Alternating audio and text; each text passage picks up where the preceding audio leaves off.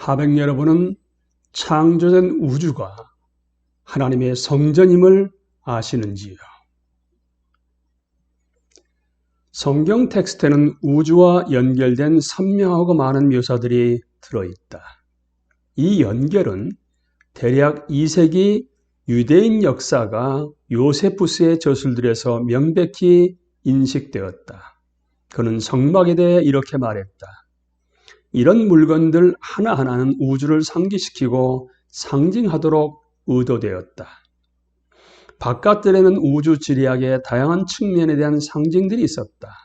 가장 중요한 것들은 열왕기상 7장 23절로부터 26절이 바다로 지명하는 물두멍, 아마 땅의 기둥을 상징하는 것 같은 열왕기상 7장 15절에서 22절에 묘사된 청동 기둥들이다.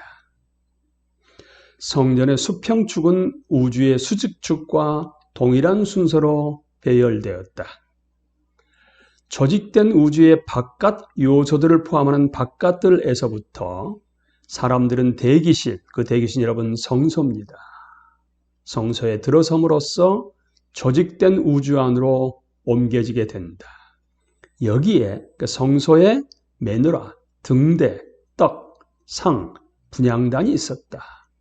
모세오경의 성막에 대한 묘사에서 등대와 올리브 기름은 빛을 위해 설치된 것이다. 빛을 위한 이 단어는 넷째 날에서 천체를 묘사하기 위해 사용한 것, 해와 달로 부르기보다와 같습니다. 메누라가 하나님이 공급하시는 빛을 상징한 것처럼 진설병은 하나님이 공급하시는 음식을 상징했다. 분향단은 두 방을 가르는 휘장의 겉을 가로질러 향기롭고 자욱한 연기를 공급했다.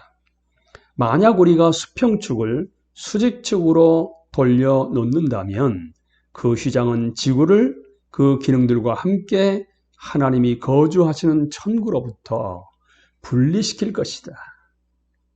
후자는 하나님의 보좌의 발등상, 그러니까 언약궤입니다. 발등상이 놓인 지성소로 상징되었다. 따라서 휘장은 궁창과 동일한 상징적 기능을 갖는다.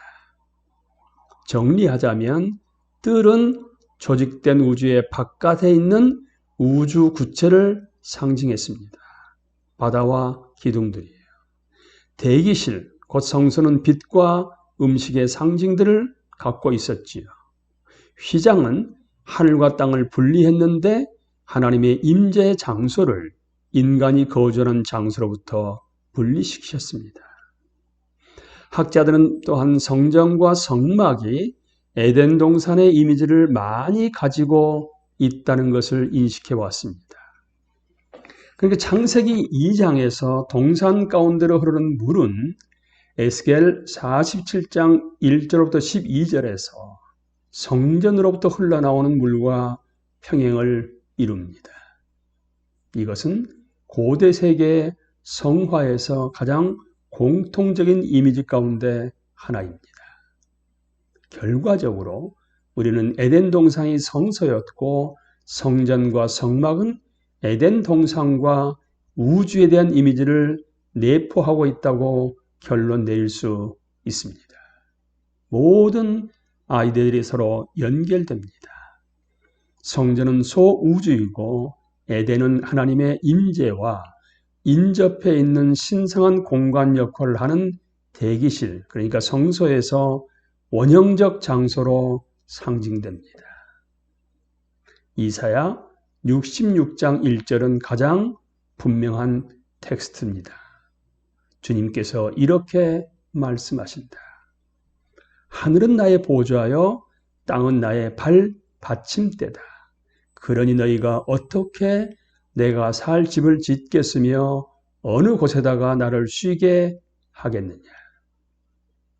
여기서 우리는 우주 크기의 성전을 구성하는 요소들, 성전과 안식과의 연결, 창조와 성전의 연결을 볼 수 있습니다. 이것 자체로 우주를 성전으로 볼 수 있기에 충분하다는 사실을 알 수 있습니다. 우주를 성전으로 보는 구약 성서의 다른 구절에는 열왕기상 8장 27절도 들어 있습니다. 성전을 봉헌하는 기도를 드리면서 솔로몬은 이렇게 말합니다. 하나님이 참으로 땅에 거하시리까 하늘과 하늘들의 하늘이라도 주를 용납하지 못하겠거든 하물며 내가 건축한 이 성전이오리이까.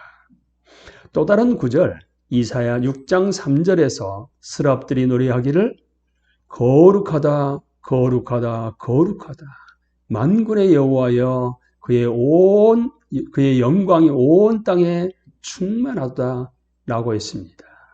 온 땅에 충만한 그 영광은 출애굽기 40장 34절에서 지성소에 와서 오셔서 거주하시는 것과 동일합니다. 그래서 바로 그것은 다음과 같은 증거를 제시하고 있습니다. 성경과 근동에서 성전을 소우주로 봅니다. 그러니까 성경과 근동에서는 성전을 소우주로 봅니다. 성전은 우주의 이미지를 따라 설계되었고요. 성전은 우주의 기능들과 연관되어 있습니다. 성전의 창조는 우주의 창조와 평행을 이룹니다. 성경에서 우주는 성전으로 볼 수 있습니다.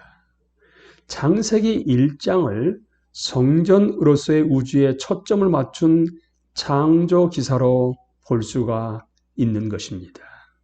그것은 모든 기능이 갖추어지고 하나님이 그 가운데 거하시는 우주 성전의 창조에 대한 묘사입니다.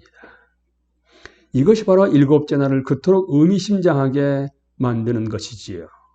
왜냐하면 하나님이 그 가운데서 자신의 거처를 취하시지 않고는 우주 성전이 존재하지 않기 때문입니다. 창조 기사의 가장 핵심적인 진리는 이 세계가 하나님의 임재의 장소라는 것입니다. 다시 한번 읽어드립니다. 창조 기사의 가장 핵심적인 진리는 이 세계, 이 우주가 하나님의 임재의 장소라는 것입니다.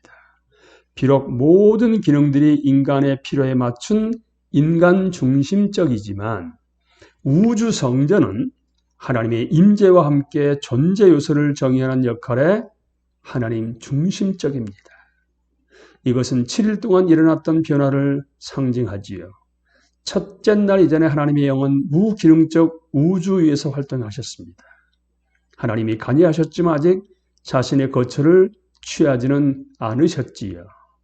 기능적 우주 성전의 설립은 하나님이 일곱째 날 자신의 거처를 취하심으로써 유효하게 되었습니다. 온 우주가 하나님의 임재 장소임을 깨닫고 온 땅에 충만한 하나님의 영광을 찬양하는 하백으로서의 삶을 살아가십시오.